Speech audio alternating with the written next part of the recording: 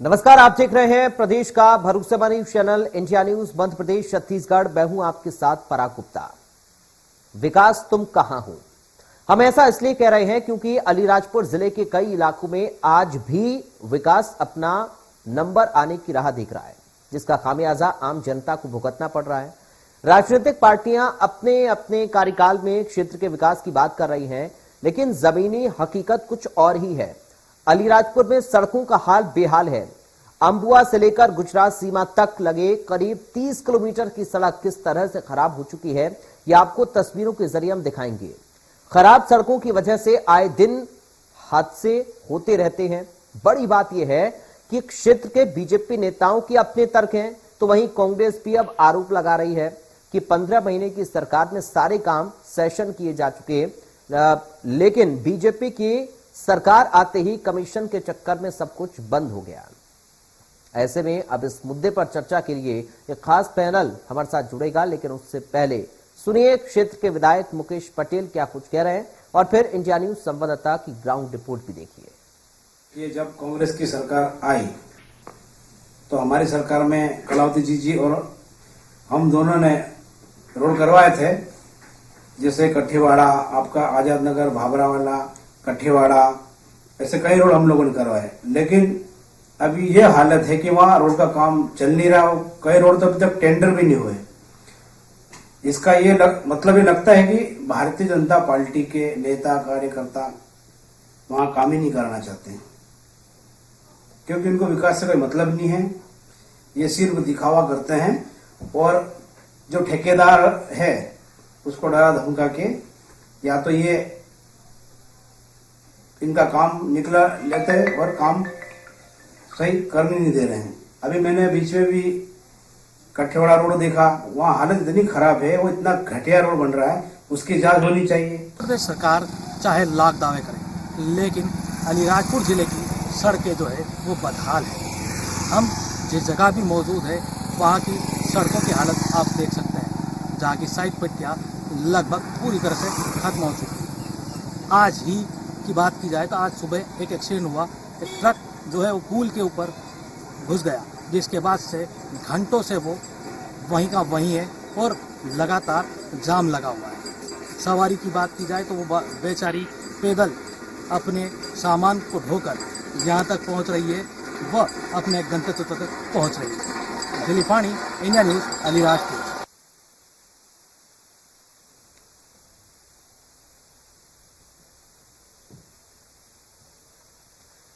तो ये तस्वीर आप देख सकते हैं, हमारे संवाददाता ने आपको ग्राउंड से स्थिति भी दिखाई, लेकिन सड़क की वजह से आए दिन हादसे तो होते ही हैं, लोगों की मुसीबतें और बढ़ती जा रही हैं। आरोप प्रत्यारोप भी हो रहे हैं, लेकिन सवाल वही है कि आखिर विकास कब होगा? क्यों विकास नहीं हो पा रहा है? क्यों सड़कों की हालत खराब है? अंबुआ से लेकर गुजरात सीमा तक सड़कें खराब पड़ी हैं, उनको देखने वाला कोई भी नहीं है, कोई भी इनकी सुध लेने को तैयार नहीं है।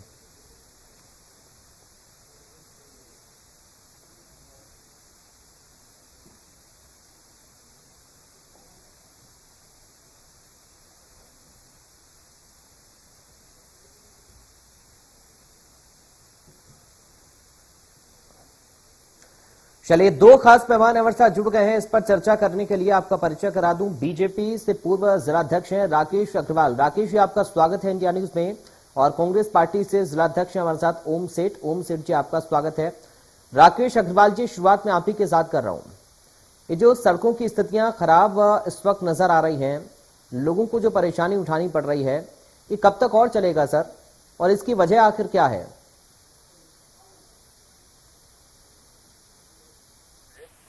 इसमें सड़क में कहीं से कहीं तक भी मुझे गड्ढा नजर नहीं आया सर, आपने जितना भी वीडियो बताया। सर, सिर्फ एक सड़क नहीं है, कई ऐसी सड़कें हैं जहां पर स्थितियां खराब हैं। आप अगर एक सड़क को देखकर ये कहेंगे कि इसमें गड्ढा नहीं है, तो बाकी सड़कों को आप नहीं नकार सकते हैं ना सर। जहां तक मेरी जानकारी में है कि अलीराजपुर जिले की कोई भी सड़क वर्तमान में खराब नहीं है। और आप खुद देख रहे हैं, आपके टीवी पे वीडियो भी दिखा रहे हैं, ये जो ट्रक बताया गया है ये ट्रक का ड्राइवर शराब के नशे में था और उसके कारण इसने ये घटना की है। मगर जहां तक हमारा रात दिन आना जाना पूरे जिले में होता है, और मेरे कांग्रेसी मित्रों से भी मैं यही निवेदन करूंगा कि वे भी इस चीज का सर्वे करें और बताए कि कहां पर कौन सी सड़क खराब है और कहां गड्ढे। ठीक है, ओम सेठ जी आपको आवाज हम मिल रही है हमारी?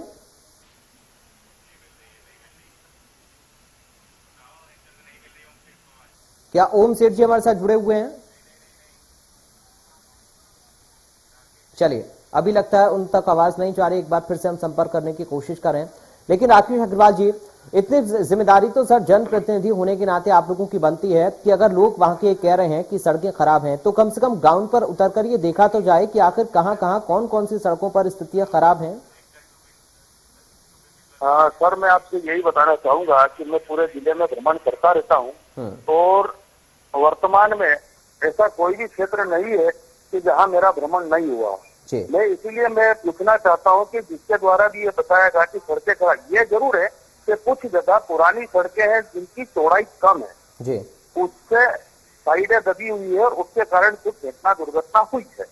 बट सड़क कहीं भी खराब नहीं है सर। और क्योंकि ये जिस सड़क का वीडियो बार बार चल रहा है, ये सड़क 2012 में नेशनल हाईवे को सुपर कर दी गई थी, जब तक जहाँ तक मुझे जानकारी है। और माननीय हमारे जो पूर्व विधायक है माधव सिंह जी डावर, उनके अथक प्रयासों से इसको डबल पट्टी रोड बनाने के लिए भी पूरा प्रयास किया गया। अब चूंकि ये मामला नेशनल हाईवे का हो गया है, तो ये स्टेट लेवल पे बात नहीं रही।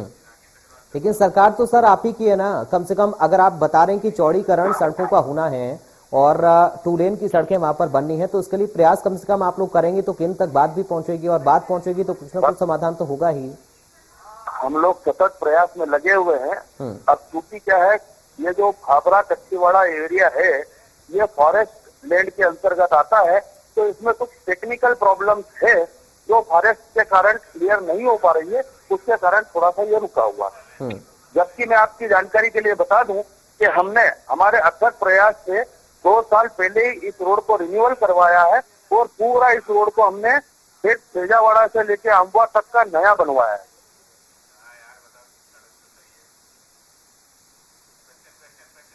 बिल्कुल, हम कोशिश भी देखिए लगातार राकेश जी कर रहे हैं कि ओम सेठ जी जुड़ पाए हमारे साथ, क्योंकि लगातार विपक्ष के जो आरोप हैं कि सड़कों की मरम्मत को लेकर, सड़कों के विस्तार को लेकर या फिर सड़कों की समस्याओं को लेकर सरकार ध्यान नहीं दे रही है, उनका पक्ष को हम जानने की कोशिश करें। और ये बेहतर तरीका हो सकता है, इससे आप भी सहमत होंगे कि ग्राउंड स्तर पर हम जाकर जब लोगों से बातचीत करते हैं तो हमें असल मुद्दे का, असल टॉपिक का, असल समस्या का पता भी लगता है। वहां पर कुछ लोग ऐसे भी हैं जिनसे हमारे संवाददाता ने बातचीत की है, तो लोग कह रहे हैं क्या सड़कों की स्थितियां थोड़ी खराब है, उनको सुधारने की जरूरत अवश्य है। सर, मैं आपके संवाददाता से भी ये निवेदन करूंगा कि दोपट विधानसभा के किसी भी गांव में वो मेरे साथ खुद घूमे और जहां पर संवाददाता निवास करते हैं या अन्यत्र कोई भी रोड मुझे ऐसा बताएं कि जिसकी स्थिति वर्तमान में दयनीय है, जहां घटना दुर्घटना हो। ठीक है, यानी आपका ये कहना है कि जब आप ग्राउंड पर उतर रहे हैं और लोगों से बातचीत वहां पर कर रहे हैं तो आपको कोई भी समस्या वहां पर नजर नहीं आ रही है, जो लोग कह रहे हैं वो बेफिजूल है। नहीं, बेफिजूल तो मैं नहीं बता सकता हूँ, हो सकता है किसी जगह किसी को समस्या होगी, पर जिस हिसाब से सर इसको एजेंडा बनाया जा रहा है, मैं उतना मैं एक्सेप्ट नहीं कर।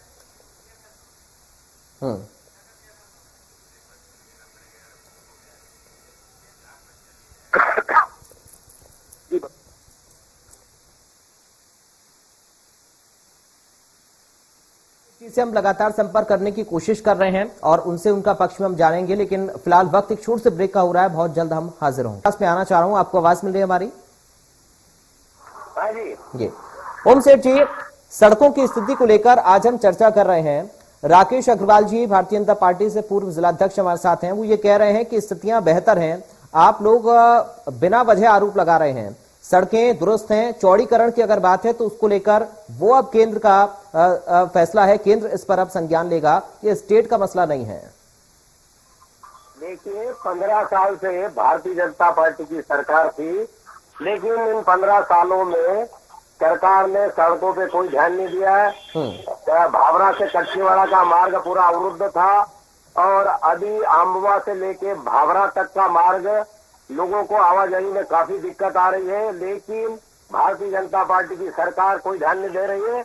और साथ ही 15 महीने में जब कमलनाथ की सरकार बनी थी तो हमारी जो कलावती जी भूरिया स्वर्गवासी कलावती भूरिया ने विधायक रहते हुए काफी रोडों का विस्तार के लिए मांगे उठे और कई रोड स्वीकृत कराए।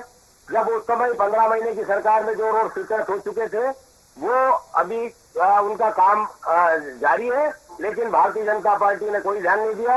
और 15 महीने की कमलनाथ की सरकार जब भारी हो रही थी तो इनने खरीद फरोख्त करके वो सरकार गिरा दी और वर्तमान में ये काबिज होकर ये दर्शाना चाह रहे हैं कि काम हमारा हो रहा है, केवल पेपर पे हो रहा है, लेकिन सड़कों पे कोई ध्यान नहीं है। लेकिन आप लोग कम से कम ग्राउंड पर उतरे ना, क्योंकि राकेश अग्रवाल जी तो कह रहे हैं कि वो लोगों से संपर्क करते हैं, भ्रमण करते हैं इलाके में, वहां पर उनको सारी व्यवस्थाएं दुरुस्त नजर आती हैं। लेकिन आप लोग के नेता क्या जाते हैं ग्राउंड पर लोगों से बात करने के लिए? अगर समस्याएं हैं तो आप लोग भी आवाज उठाइए वहां पर। बिल्कुल जाते हैं। और महेश पटेल जी जो अभी चुनाव लड़े थे उनने हर जगह भ्रमण करके अप्रैल के बाद पूर्व में कलावती भूरिया हर गांव का दौरा करके, जब 1.5 साल तक कलावती भूरिया थी तो भारतीय जनता पार्टी का आदमी कोई नजर नहीं आता था, लेकिन वो जैसे ही शांत हुई और उपचुनाव हुए तो सब लोग भारतीय जनता पार्टी के लोग चुनाव के मद्देनजर इधर उधर दिखते आए और महेश पटेल जी ने हर जाकर जो जो इनकी समस्या थी उसको उठाया जिला कांग्रेस अध्यक्ष के रूप में। ठीक है, राकेश अग्रवाल जी जवाब दीजिए सर। जी भाई साहब, जवाब क्या दूं? इनके कुछ आरोपी मुझे समझ में नहीं आ रहे हैं। ये लगा रहे कि महेश पटेल जी ने जाके दौरा किया, तो महेश पटेल जी ने जो दौरे किए वो मात्र 12 या 15 दिन दौरे किए और सिर्फ जोबट क्षेत्र में दौरे किए हैं भाई साहब, है ना। तो उस जगह भी अगर कहीं भी इनसे कोई रोड खराब हो तो उसका प्रूफ मुझे दे दें।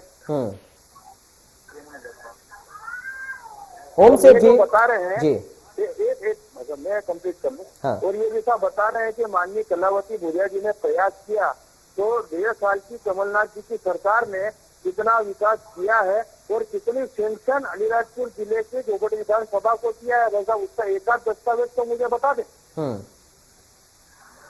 लेकिन वो ये कह रहे हैं कि 15 महीने की सरकार में जिन काम को सैंक्शन किया गया था उनको आगे बढ़ाने का काम आप लोगों ने नहीं किया है। वो बिल्कुल करेंगे भाई साहब। अभी 15 महीने की सरकार के बाद अभी बीजेपी की सरकार बैठी है और हमारे अग्रवाल जी मैं आपसे पूछना चाहता हूँ कि कलावती बहन ने शहीदों के जो कुटिया है शहीद चंद्रशेखर आजाद की 70 लाख रुपए स्वीकृत कराए थे, वो काम अभी बाद में किया है। आपने 15 वर्षों में उस कुटिया की ओर भी ध्यान नहीं दिया। शहीदों पे आपने नेतागिरी की, लेकिन कोई ध्यान नहीं दिया, न सड़कों का ध्यान दिया, न बिजली पर ध्यान दिया। कलावती बहन ने हर जगह जगह जाके डीपी का उद्घाटन किया, रोडों पर ध्यान दिया और आपकी सरकार 15 वर्ष रही लेकिन कोई काम नहीं किया। कमलनाथ जी ने कर्जा माफी की, लोगों को 6 यूनिट के लिए चाहे गरीब हो अमीर हो सबको एक समान बिजली देने का वादा किया, लेकिन आप लोगों ने अच्छे काम को कर रहे थे कमलनाथ जी, उस सरकार को हमारे सीबीआई से उनको खरीद फरोख्त करके गिरा दी। ओम जी, मेरा आपसे निवेदन है कि आप कभी सड़कों की बात करते हैं, कभी शहीद स्मारक की बात करते हैं, है ना। पहले तो आप मुद्दा तो बनाइए कि बिजली की बात भी कर रहे हैं सर, किस बात पे डिबेट कर रहे हैं? राकेश जी बिजली की बात भी कर रहे हैं। वो कह रहे हैं कि व्यवस्थाएं सब जगह खराब हैं, विकास कहीं है ही नहीं। आपके मैं बता दूं कि 2002 से जब अलीराजपुर जिले में जब से बीजेपी के विधायक बैठे हैं, बात सुनिए, आपके घोषणा में मुख्यमंत्री ने अभी बरगढ़ में पुलिस चौकी की घोषणा की थी, क्या हुआ?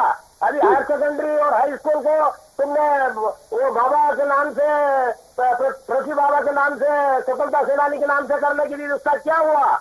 और भाई साहब आप चाहे तो कलेक्टर में जाकर उसके दस्तावेज देख सकते हैं। आप केवल घोषणा भी करते हो। ठीक है ओम सेठ जी, अब जवाब ले लेते हैं सर, सुन लीजिए, जवाब ले लेते हैं, आपकी बारी का इंतजार कर। राकेश जी बोलिए।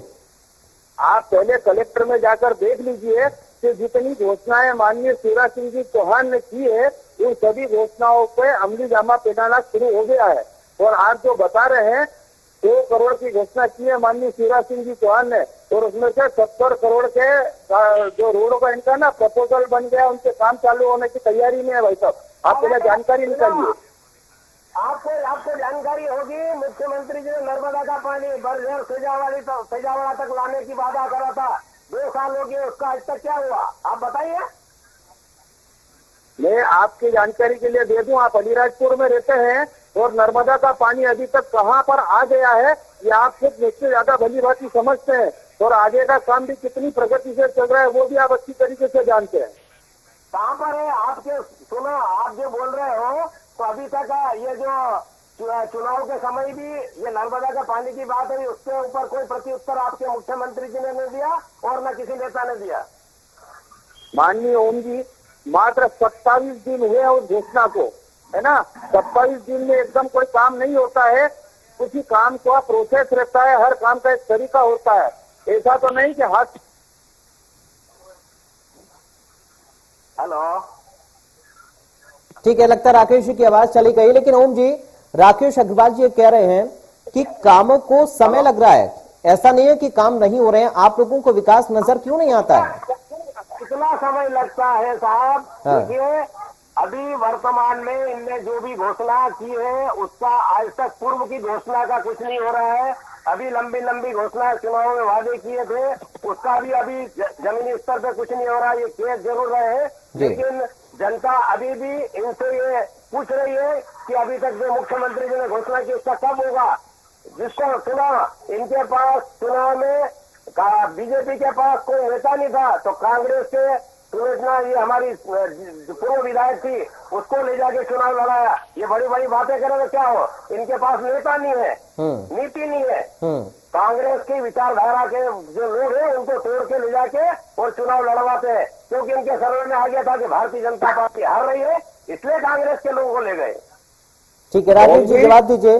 नेता नहीं है और नीति नहीं है आपके पास।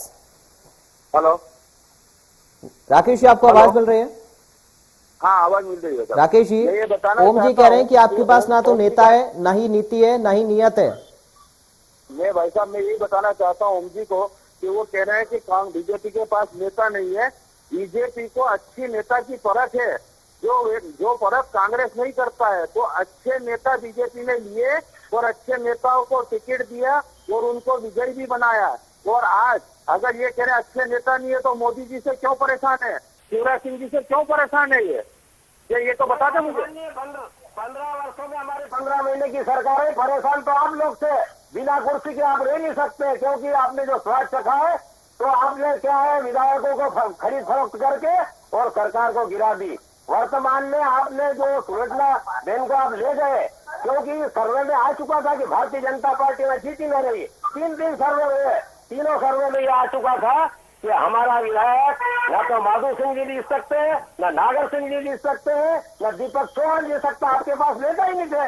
नेता तो कांग्रेस के पास है। आज भी कांग्रेस में 2023 की तैयारी कर रहे, और 2023 में आप देख लेना, अभी वर्तमान में आपने सारे मंत्रियों को, कलेक्टर को, एसपी को, सबको लगा के और ये चुनाव जीते। ये पिछले दरवाजे से चुनाव जीता हुआ है।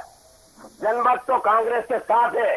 ये जो 6000 से जीत हुई है, अगर आप आपके अंदर झांक के देखें तो ये आपकी जीत नहीं मानी जाएगी।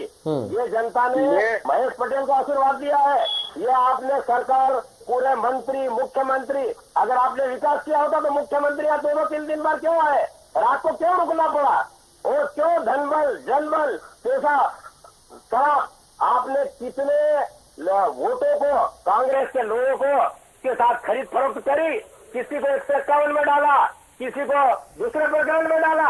आप बताइए तो सही कि कौन सी आपने चुनाव जीता? आपने तो वास्तव में डराया, धमकाया, कलेक्टर, एसपी, जाली बना, ऊपर से रिपोर्ट आई अंतिम क्षण में कि हम चुनाव नहीं जीत रहे, तो फर्जी वोट भी डाल के चुनाव जीत गया। राकेश जी जवाब दीजिए सर, एक बार फिर से वही सारी चीजें। भाई साहब, मैं इनसे कहना चाहता हूँ कि ये जैसे बता रहे हैं कि इन्होंने खरीद फरोख्त की है, इनके पास नेता नहीं थे, इन्होंने ये किया, वो किया, फलाना ढिमका। मैं ये जानना चाहता हूँ कि 2018 में क्या कांतिलाल भूरिया भी इसी तरीके से जीते थे? क्योंकि उस टाइम तो कांग्रेस की सरकार थी। ये बता दें। और दूसरी बात ये कह रहे हैं कि फर्जी वोटिंग कराया है, तो आज की तारीख में वर्ल्ड के सारे देशों ने भारत की चुनाव पद्धति को माना है और उसके वीवीपैट को सलाम किया है। तो ये उस पर चैलेंज कर रहे हैं तो ये वापस से काउंटिंग करवा लें, ये तो जो भी चाहे तो सत्यता प्राप्त करने ये सिर्फ बोल सकते हैं, इसके अलावा इनके पास। चलिए, हम उम्मीद कर रहे हैं सर, अगर कहीं पर भी विकास में कोई कमी नजर आ रही है तो मौजूदा दौर में आप ही की सरकार है और उसको पूरा किया जाए। बहुत शुक्रिया राकेश अग्रवाल जी आपका, बहुत शुक्रिया ओम सेठ जी आपका जुड़ने के लिए। फिलहाल दीजिए इजाजत, देखते रहिए इंडिया न्यूज। मध्य प्रदेश छत्तीसगढ़ की हर खबर सीधे आपके मोबाइल फोन पर, सोशल मीडिया के हर प्लेटफॉर्म पर है। इंडिया न्यूज मध्य प्रदेश छत्तीसगढ़, अभी सब्सक्राइब करें हमारा चैनल और पाएं मध्य प्रदेश छत्तीसगढ़ की पल पल की खबर।